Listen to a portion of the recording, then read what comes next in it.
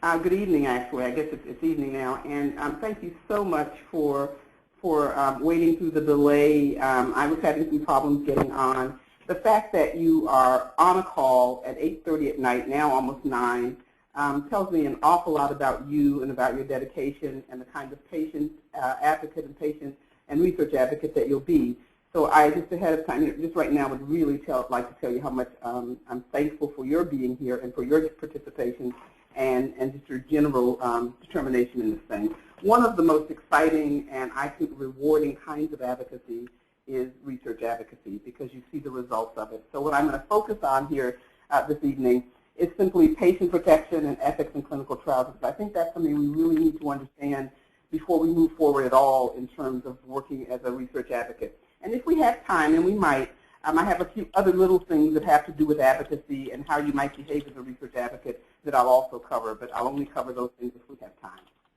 I like to start just everything, and some of you are at the conference and have heard this, and so I won't read the whole thing, but I always like to sort of focus our efforts on why we're here. And so this is sort of just a little tribute that I wrote to patients and survivors, and I'll only just read a little bit of it. And in remission, in recurrence, and active treatment in every conceivable state of personal discomfort and challenge, cancer survivors are often advocates. They advocate for themselves and for everybody else imaginable, including strangers that they will probably never meet. They educate the general public and the health professionals as well. They participate in scientific review and clinical trials. They walk, run, and wheel in chairs in support of research funding and legislative action. They put a human face on the disease, and that is extremely important. And to just fight for and advocate for everyone. And one of the most important things I believe that we do is we choose hope, because despair seems so easy sometimes, but we choose hope. And we understand that every second, every new dawn is a gift, a blessing undisguised. I just like to start with that. And there's a tree growing somewhere on the Masai Mara in Kenya that's dedicated to cancer survivors everywhere. And my daughter and I planted it in 2005, and we hope one day to be able to go back and see the tree growing strong. There are a number of objectives here, but they're very simple, and they're all interrelated. The most basic one is simply we want to understand what some of the principles, the central things that are in place for patient protection, because they are essential to an ethical clinical trial system. We want to increase awareness of the ethics so that you know what they are and all the things you need to be considering as you sit and review or sit in any kind of clinical trial or clinical research setting. There's a systematic approach that we sort of have that I've borrowed from someone and given credit for evaluating the ethics of a trial, so that you as a patient advocate, as a research advocate, can sit there and say, let me sort of check off these things and do they fit. And one of the other things is just to understand the elements of the importance of informed consent. Informed consent is an extremely important process. We often hear about the document. All of us have heard about an informed consent document. I'm going to talk a little bit about that because it's extremely important. But what I'm mostly going to talk about is the process. And I think we are the guardians for this whole informed consent process and so on. And to understand the role of advocates in research, specifically what we can do and what the patient protections are that we should be guarding. Here is just a little reminder of the importance of research advocacy. The bottom line on this is simply that it strengthens the research process. There are lots of reasons why it does it, but it does. It changes the way that researchers see patients and they consider patients and so on. I related a quick story at the conference about the reaction that 3 advocates, there were 3 of us who were on the first ovarian cancer DOD panel, and we were all survivors, and the very end of the meeting, one of the doctors walked up to us and asked us what was our relationship to cancer, because he apparently hadn't really dealt with patients so much, but with the research. He thought we weren't patients because he thought we looked too healthy, too good to be patients. So we give a real face to this. We keep patients at center. We give voice to all of those people who can't be there. We ask questions that probably no one else is thinking of, or if they are thinking of them, they may be thinking of different ways than we are. And I think this whole urgency, when you have someone sitting in front of you who is waiting, who is trying to help you to do the thing that is best for them and for their community and for their constituents, it's very hard, to sort of dilly-dally. It puts a real, not that people would do that if we weren't there, but I think we put a real sense of urgency there. And I think another really important thing is that we form mutually respectful and beneficial partnerships and relationships with the researchers. There are researchers that you will meet in your very first year of research advocacy that 16 years down the road, you will be able to call on their cell phones, on their personal lines, when you need help for other people or for yourself. And I can guarantee you that will happen. We provide an essential, unique focus on patient protection. Nobody else has it. Of course, we give hope. And the bottom line is that little writing at the bottom. What we get in the end is more focus. We get trials that are more focused on issues that are important to us, that are more patient-friendly, and more likely to accrue. And just remember, if a trial, it can have them, be the most scientifically sound. It can, the researcher might have the best intentions and the best team and so on. If the trial does not accrue, it is a total waste of everything, including our human resources, our opportunities, funding, and all of that. So that's one of the things that as research advocates we're going to pay a lot of attention to. All of these things will work toward the benefit of patients, the likelihood that we will gain benefit. Excuse me. What value-added expertise and services do we as patient advocates bring? These are common goals. We come in there very focused, and we know that there's certain things that we want to see happen that must happen. We have access to and knowledge from the whole advocacy community and our constituents. So we have a broad range of people with all kinds of backgrounds who can feed us information and so on. And then, of course, there's the personal real-life experience, and nothing sort of beats really knowing what the experience is. Passion, clearly we do, and the sense, again, of urgency, which is always present. It's important to know, exactly what patient advocacy is, but it's also important to know, what it is and is not and what it requires. And one of the most important what it is items is that it's a partnership. And it's a partnership between advocates and researchers. And it's an equal partnership, and I keep that equal word there. You are an equal partner when you're sitting on a research panel, and you're sitting beside maybe one of the most prominent doctors or researchers in the field. And if you think about it, it's a really natural alliance. We're all individuals with like goals, but very different, but also complementary experiences. So it's really necessary for the research process itself to become more focused on patients and more accruable. And we can add information and questions and so on that will do that. And one of the best ways actually to get at what you want and to get a comment in, and for the doctors and the researchers on a panel that you might sit on, or a board you might sit on to understand you, is to ask really focused questions. It's not easy. Research advocacy is not for anyone who thinks they can, once a year maybe go in and sit on a panel and read a few pages and be done with it. It's not for the faint of heart. It's not for anyone who is easily discouraged. It is, again, it's hard work, but it's worth every second that you spend. It's not a short-term project. It is a long-term commitment. The reason I say it's a long-term commitment, because even if you sit on one panel, if you're asked to sit on one panel, the work that you have to put in to prepare to do the best for yourself and your constituents in our communities, a lot of work. It's ongoing training. There's preparation that you receive before you become an advocate, and this is part of that preparation is what's happening through FORCE, which is a wonderful process. But you've got to get the training. You've got to come prepared. I believe that it is more harmful for advocates to sit at the table, whether it's at research or any other venue, unprepared. I think it's worse to be there unprepared than for us not to be there at all. It allows people to dismiss us and our feelings and the things that we bring to the table. And it's not really free of cost. Somebody has to pay for the process.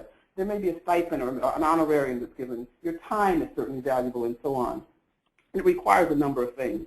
You have to have people who are willing to be this volunteer workforce, these dedicated advocates who are going to find, once or twice a year, depending on what they do, are going to make these huge packages of applications that they may be reviewing. Some of them are, maybe 400 pages. You may also get ones that are 20 pages. So, but I'm saying you may get these boxes that you need to have someone to come in and help you lift full of material. So you have to be dedicated and you have to be prepared. It requires a really supported network, an advocacy network, and a system, a research system that supports your being there, that believes that you add value. And the more that we come prepared and the more that we come asking questions and making comments that make a difference, the more respectful people will be of our contributions and the more accepting they will be of them. We need ongoing training, which I've already mentioned, and we just have to have a true commitment. And then how do patient advocates prepare? There are really a zillion ways that people will prepare. Just being fully prepared, participatory, in your own care and health decisions is sort of the beginning of it. Researching all things cancer. It's certainly including, patient protection and so on, but anything that has to do with cancer. And becoming an educated consumer. It doesn't mean you have to be a scientist. You actually don't need to have any real scientific background. I certainly didn't, and most people that I know who do this did not. Most of the advocates, research advocates that I know, started as some other kind of advocate, whether they were support or fundraising or, political. They generally have started at some other advocacy level, but not always. And generally, advocates are, they don't come into their research advocacy and so on right out of care. Again, some do. Being actively engaged in any kind of advocacy or your community groups and so on seems to prepare people to sit at the table and to be responsive and to be ready to, and to be good listeners and so on. And just the whole networking. Finding out where you can get information and learning more about, you don't have to be a scientist, but you have to learn the language, certainly, of research and of clinical trials. And it's reaching out for others, not being afraid to ask questions. Asking questions is one of the things that as any advocate, but certainly as a research advocate, you're going to be doing a lot of. And you find out things, and sometimes your question, you may have a question, you think, oh no, that's silly, I'm not going to ask this, or I'm not. I found a person, I generally, when I sit right now, I've been doing this for a while, when I'm at a meeting, I will sit beside someone that I know or that I have seen in action, and they're very responsive, and they seem to be willing to be open to being asked questions and so on. And if I have a question, I sort of tap them, and I might ask a question very quickly so that I am better prepared. Or if once the discussion is over, you can reach out to various people, as well as people in your own community. And now, let's get to the sort of the heart of this, which is just an understanding of patient protection and ethics in clinical trials, clinical research. And just to sort of start with this, a common understanding of terms, and these are the terms as I have defined them. It's not necessarily what you'll find if you go to the dictionary, if you go to the NCI list of terms and so on. But I think it's important to understand that patient protection has to do with a system of regulations and so on that are established to safeguard the health and rights of research participants. Often in the material that you'll see that will come up after this, you'll see the word subjects. I generally, if I catch it, I put quotes around it. The language in the regulations and so on often is, subject. But I really believe that, I like research participants. I don't really like the word subject, so that's why you'll see the quotes sometimes. And you also want to ensure that clinical research participants are not subjected to any risk that is beyond what would be considered acceptable.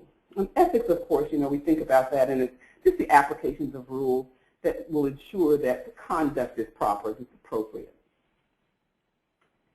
So the history of research ethics, and my little note just says it's littered, but not defined by infamous events, and I give a few.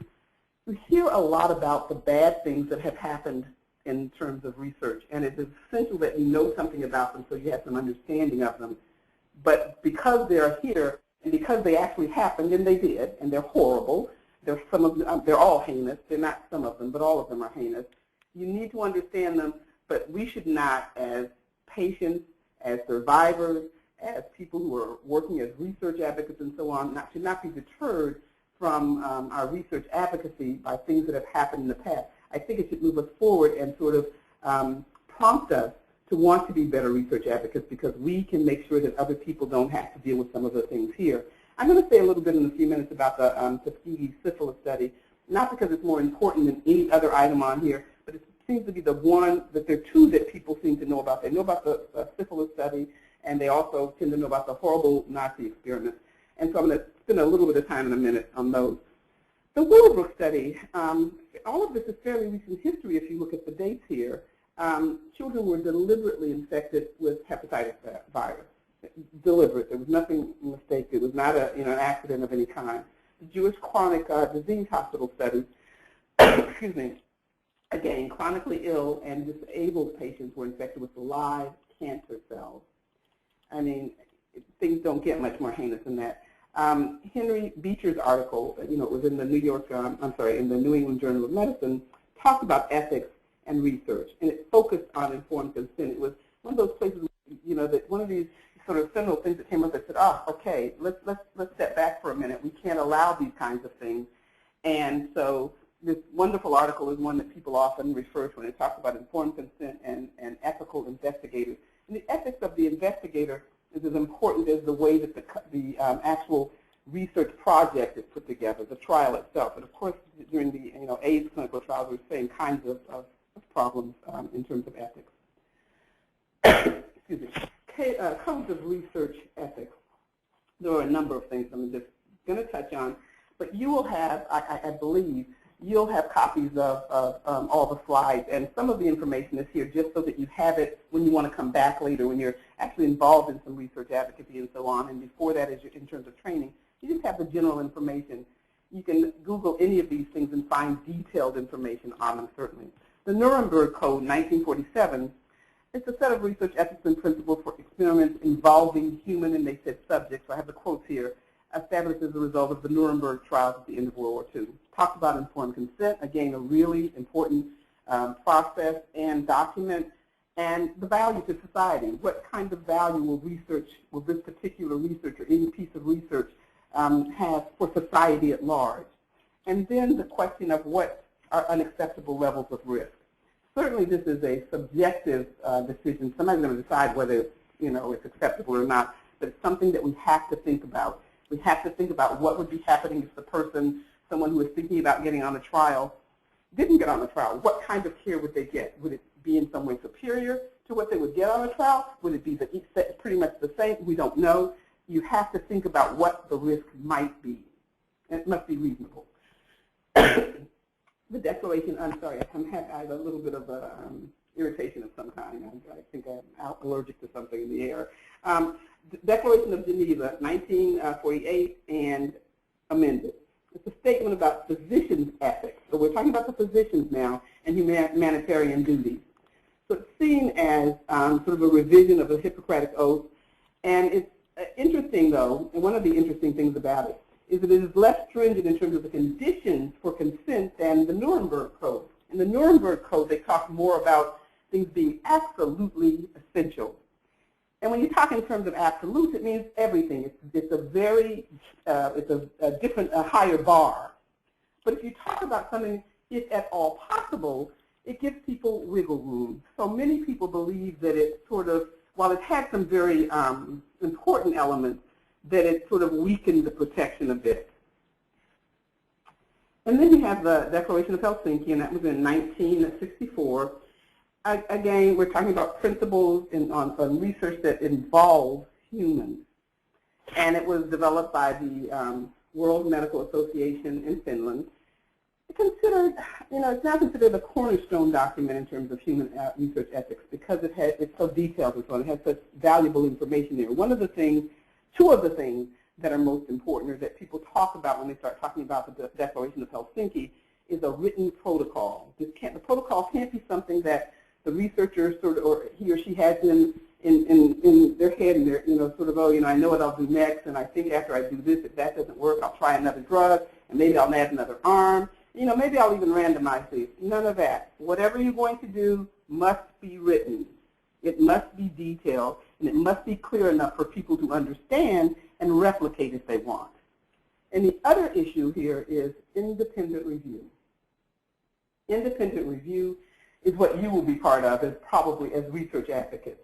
It is essential that someone who has nothing to do with the research itself, some group that has nothing to do with the research, will not benefit in any way, has no conflict of interest, reviews the research, the protocol, and actually continues to follow the research participants to make sure that things are as they should be and that rules are being followed and that all the regulations are as they should be and so on.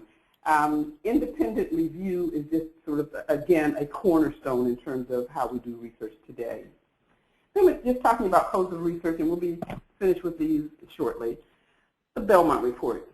You may have heard about this. This is one that again, gets a lot of press time, sort of a lot of, we emphasize when we're talking about ethics. And it was in 1978, and it's actually called Ethical Principles and Guidelines for the Protection of Human Subjects of Research. so it doesn't leave much to the imagination in terms of what it's about. But it outlines really basic principles in terms of research, things that you really should know and understand. And that identifies 3 specific fundamental things and principles in terms of all human subjects or participants in research. It begins with the respect for the individual, which means here just an obligation to acknowledge a person's rights and autonomy, that you have a right to voluntarily become a part of a research study and to voluntarily withdraw from it, for instance. It also protects those who have what they call diminished autonomy, and by this it means the diminished ability to act on their own or act for themselves. So we have an obligation, anyone who is dealing with research has an obligation to protect those people who cannot protect, who are less able to protect themselves. And that talks about respectful and courteous treatment, which seems to be, which should be a no-brainer, but isn't. Beneficence, a lovely word, I like the sound of it, but it means the obligation to do no harm.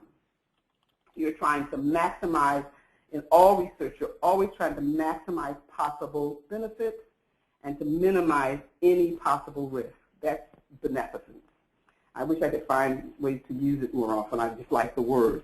And then justice, of course. And this is a question of fairness and distribution. Who should you include? Who should be able to receive the benefits of research?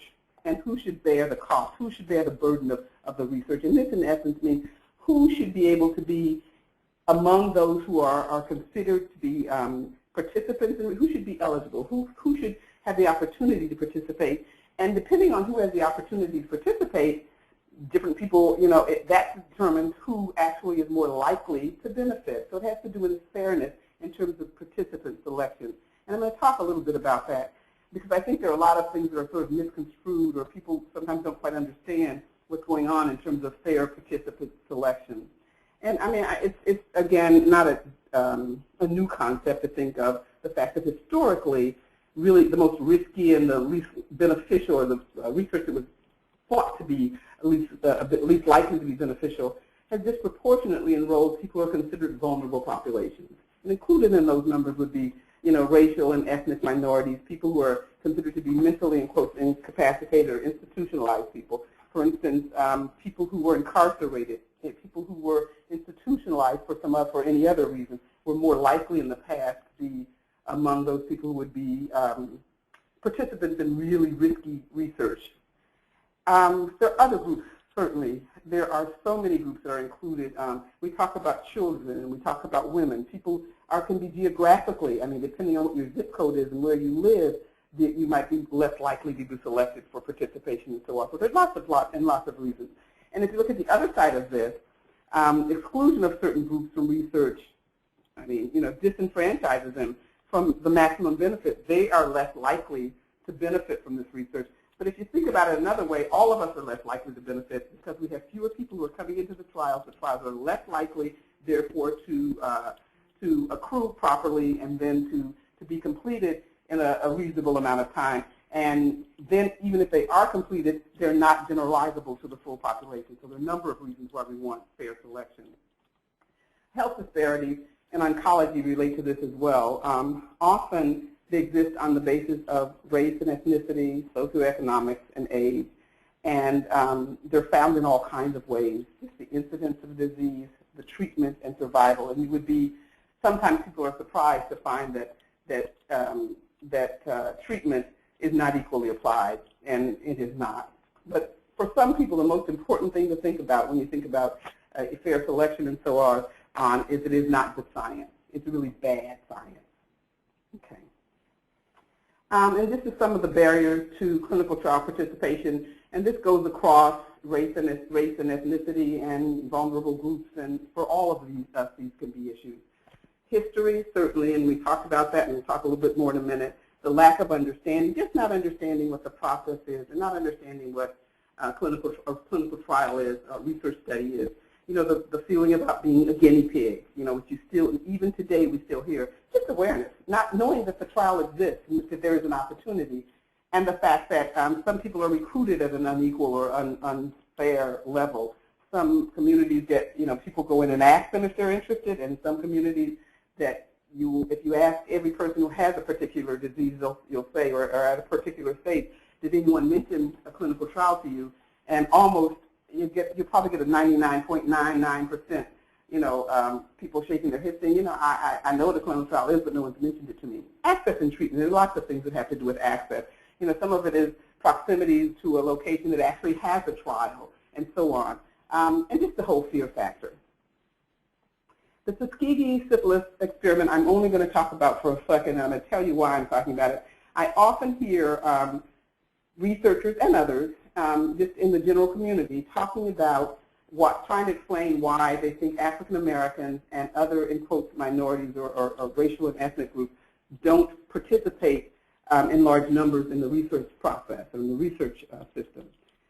And they think that it's because of Tuskegee. I have found when I ask people specifically what was Tuskegee, what was the experiment, do you know anything about it, very rarely can people tell me the specifics of it. What they tell me, and I had a really old lady, a very, very senior woman, and I'm a senior, and she was much more, probably 20 years my senior, said, I asked her about it because she was saying, that Tuskegee thing, and I said, what exactly is it? And what she could say was it was really bad, because everyone knows it's really bad, but they don't know what it was.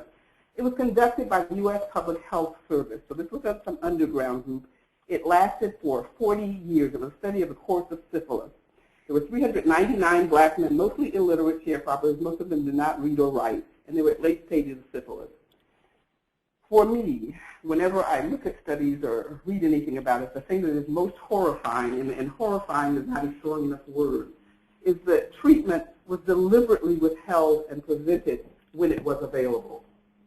That, to me, is a horror beyond anything that you can almost say that intentionally our health system did that.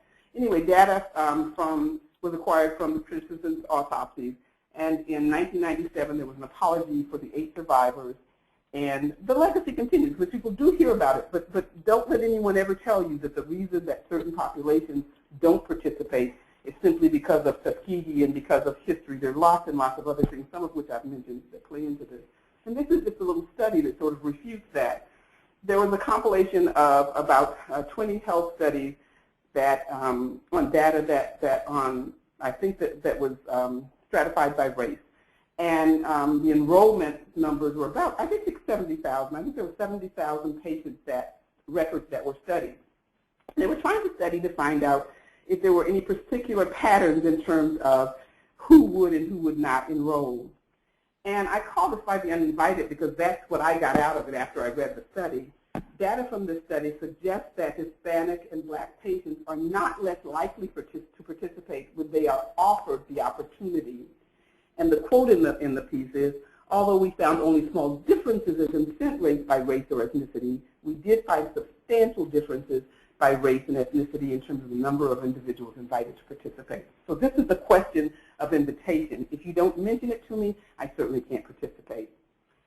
And then we have, NIH and other policies that they're in place to protect people and to make sure that equal number of people are proportionately included and nobody's discriminated against in terms of their race or their gender, and that everybody gets to be a part of the studies who wants to and qualifies. The rules are lovely. I think they have no teeth for the most part. That is, they are not enforced well. And here, let's talk for a few minutes here about some key U.S. regulatory documents, and documents that you will hear about as you, make your way and begin to prepare to become wonderful research advocates. 45 Code of Federal Regulation 46, and you often hear people talk about common rule. And this is just a federal policy to protect human beings when they're involved in research. And it's the code of conduct for any federally funded research that involves people, all of it. There are various subsections, but one subsection which is really important and that people always we point out a lot is the subsection D, because it has to do with children. It's special protection that we have for children involved in research. And 21 Code of Federal Regulations has to do, again, add more protection, 56, protection of human subjects, and then we go into 50, and then 56, institutional review boards. And we're going to talk in a few minutes about institutional review boards, because I think it's important to understand what they are, what they can do, what our part is on the institutional review board, And the fact that that is a training ground sort of for a lot of people who are research advocates. It's one of the places that you will be actively involved, I think. And all of us now have heard of HIPAA. And most people don't know what it means. It's called the Health Insurance Portability and Accountability Act. And it establishes standards to protect individuals' identifiable material, medical material, so that people can't have your personal data, your personal information. Most of us, now when we go into, for the last few years, when we go into a doctor's office, they hand you something that's, 2-point type that most of us cannot read, and in language that's sometimes very difficult to understand, and you have to sign it, and it's saying that, you understand what they're going to do to protect your information. And that's a very important thing. I'm not making light of it. I'm simply saying that it is something that is now a part of the landscape, and we do this thing, and it can be time-consuming, and there are arguments, there are discussions, I would say, on both sides of it. There are people who say it just makes them needless paperwork, and there are others who really believe it protects us. It's there to protect us. It's there to make sure that people can't get access to your records. And it provides, it applies to all kinds of providers. And here is just some criteria for ethical research. And it's a system that you can use to evaluate whether the research is ethical. Okay, we've got all the regulations we talked about, and we've talked about the codes, and we talked about some of the common sense things that have to do with research and ethics and thinking about, how we can protect people. But these are some questions or some items you might think about as you're looking at a particular protocol, or you're looking at a particular application, or a particular piece of research, and see, okay, is this ethical, or does this make sense? There's the social value end of it, and here is an important question being asked. If it's a trivial question that won't answer something important and will make a difference, then you have to question whether it's ethical to put people through, through the research. The scientific validity. With the methods that are being used, is it likely that they can get the results that they need, the kinds of answers that are necessary to answer the questions being asked? Now, as as a layperson, I might not know the science. When people start talking about anti-angiogenesis and PARP inhibitor, all this other stuff, I know what we will learn. You will learn just as I learn as we go along what some of these things are. But you don't have to be able to sort of dissect them in all of this. Frequently, if you turn to the person who's sitting next to you who is also a researcher and ask what some of these things are, sometimes they will simply very honestly say, I'm not an expert in X, Y, and Z. I don't know very much more about that than you do. So common sense, we ask questions, and we read widely. Fair selection of subjects. You just have to ask, what's the selection process? What are what they call criteria, the criteria for being included in the study? What is the eligibility criteria? There's certain things that they tell you won't be included if you've done, and there's certain things that you have to be able to say that you are, or categories you fit in to be included. Reasonable balance of risk and benefits. Again, this is somewhat subjective, but the benefits must justify the risk. If there are risks, there must be some real thing there that you can gain from it. And the two things that we're going to focus on in just a minute, because we have a little time left, are independent review. It's mandated. It's a must. And informed consent. It's an ongoing process, and we're going to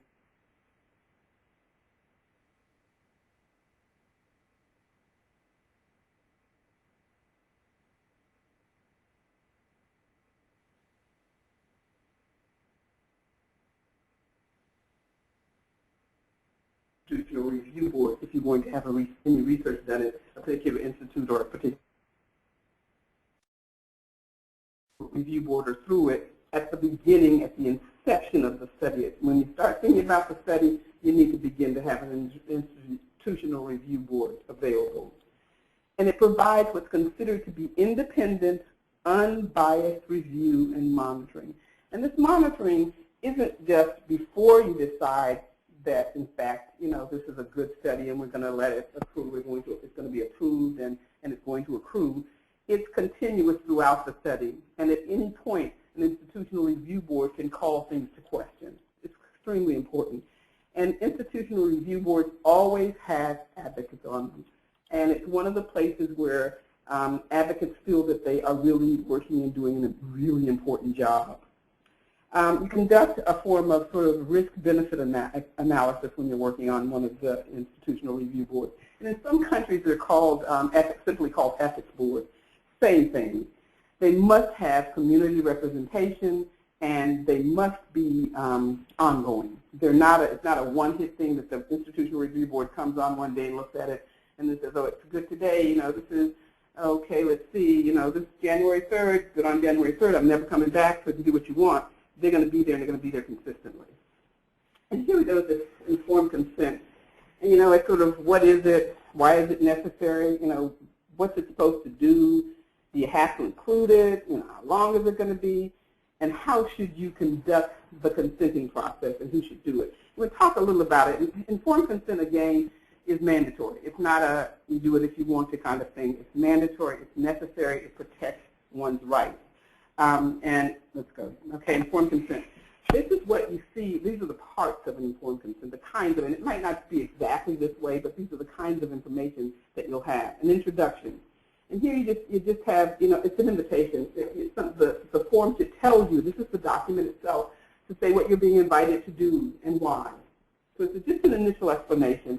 It's a statement of what the study involves, what's going to happen, a statement about the participation, the fact that participation is voluntary, that you can volunteer to be in it, and you can volunteer to leave it. You can withdraw, and that your rights as a patient will not be changed in any way depending on what your decision is. It describes the study, and what you should have in an informed consent is also something that's, excuse me, it's called a visual protocol schema. And it's simply a drawing, in essence, that outlines very nicely all the things that will happen on study. And it's very nice when you have a part of the one side of it might say, these are the things that will happen if you go on the study. And the other side might be, this is what's going to happen if you just get standard of care. So if you don't go on the study, this is what's going to happen. It tells you about the number of people on the study and lots of other kinds of information, description of benefits and risks and so on. Continue. This confidentiality statement telling you that you will be protected, your rights will be protected. There's something about cost. And one of the things that people often don't know is that if you are hurt on study or you're harmed in some way on study, for instance, just as most studies, and this is a part of most of the consent forms, if you're harmed in some way on study, you will certainly be taken care of. Your injury, you will get treatment for your injury, but your insurance company might have to pay for have to cover the cost of that. So there are those kinds of things that you might not know otherwise. It tells you who you can contact if you have any questions. And here comes the process. The process is a little bit different than the document itself. Certainly the document is a piece of paper that should be written in language that you understand and is very clear and that someone should go over with you. The process itself is the point that you actually sit down in some private space and someone who is trained to go over these things will sit down and go over the whole document with you, every bit of the document. It will advise you of the potential participants, the third party should be, someone else should be at the session. Someone will tell you that there should be someone else before the session. Someone should tell you, bring someone else. Bring a family member, someone else who can take notes maybe for you and so on. And if, in fact, you come to one of these sessions and you can advise people as a research advocate, you can advise people, please bring pencil and paper. And if you happen to be a navigator and escort someone, you have some pencil and paper and so on. There needs to be time for people to read and go over the forms and so on, and to come back at a later point and make the decision. No one should be pressured in the process of making the decision very quickly. So you have time to think about the document and to take it home with you and to talk about it with other friends and so on, and family members. It provides more detailed information as needed, certainly. There may be information that's not in the consent, the document itself, the form, that will be discussed during the process itself. And one of the emphasis certainly is on the voluntary nature and so on. It's just it's sort of an educational process. It's a process in which the potential participant gets to ask questions and back and forth and so on and gets a clearer understanding. And it shows respect for the individual. It's important that it shows respect for the individual. Then just say a little bit about conflict of interest. Conflict of interest was defined in the New England Journal of Medicine as a conflict, which is a set of circumstances that creates a certain kind of risk of professional judgment and so on, and action regarding something. And so it's, if, for instance, if we're talking about one of the PI or one of the investigators, if the investigator has an interest in a pharmaceutical product, a drug that's being researched in a particular clinical trial, he or she probably shouldn't be involved in that trial. Not probably, shouldn't be involved in that trial because there's a conflict of interest. We're not saying they will act inappropriately, but there's an opportunity to act inappropriately or to behave inappropriately. You have more than one interest. Your interest ought to be in conducting fair and a trial that gets the best possible result. You shouldn't be worried also about what the result might be financially or otherwise. So there are other kinds of conflicts of interest, certainly. I think we as advocates, and particularly when we're doing research advocacy work, may find that we have a conflict of interest in terms of how we recruit and help the accrual rates for various trials. One of the things that researchers often say is, I need advocates to help me get the numbers up. Well, if you worked on the trial in some way, if you sat in sort of on one of the research panels maybe, and you did help to determine whether this trial was going to run or not, is there a conflict of interest there? Might there not be a conflict of interest, and you're then going out and sort of selling that trial? So what we as research advocates or advocates in general are more likely to do in terms of research is that we should be out there making sure that people know that trials are available, that we're sending them to places where they can get information about trials and the list of them and so on, not necessarily sending them to a particular trial that we've worked on. Catch something. Okay, and these are just some other research advocacy matters. These are a list of places that you might, as a research advocate, be able to give voice to other folks. And for instance, through your advocacy organization, certainly, scientific review panels are a perfect place. The institutional review boards, the SPORs, and many of you have heard of them, and I wrote out what it means because I always forget.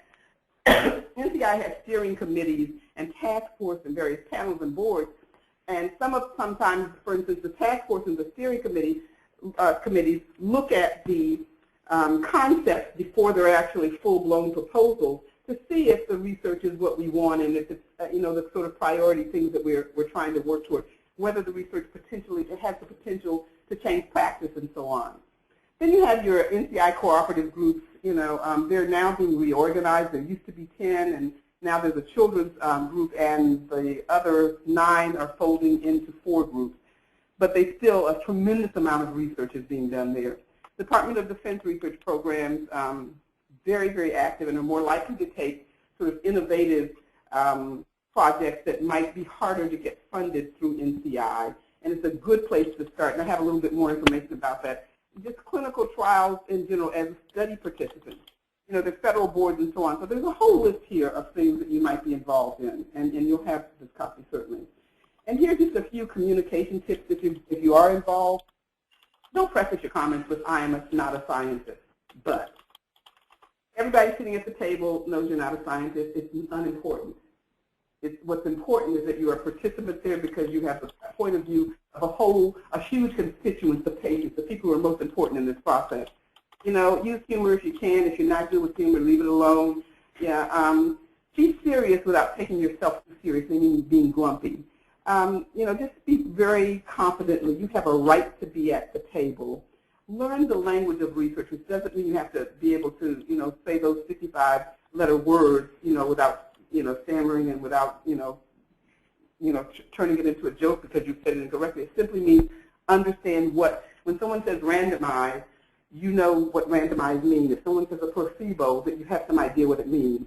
And just assume good intentions. Assume that the people that you're talking with and who are spending their lives doing these things intend to do well.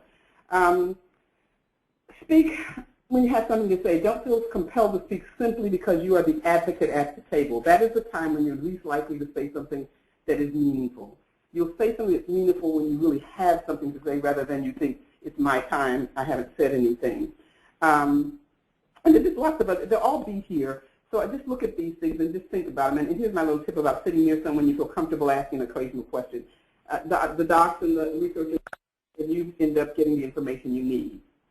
And in session and in review, there are certain kinds of questions that you want to ask. And I have a whole list of them. I'm not going to go over them because you can certainly read through them. But they're questions about the meaning of the research. These are the kinds of questions, not the specific questions you're going to ask.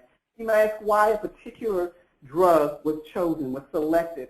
Is it because it is just readily available, or is it the best drug in class? You don't know. You might not know that. You may think you know the answer, You might not. You might just really wonder after you read the literature, what is, why was this one chosen when I saw this about another? You have a right to ask those kinds of questions.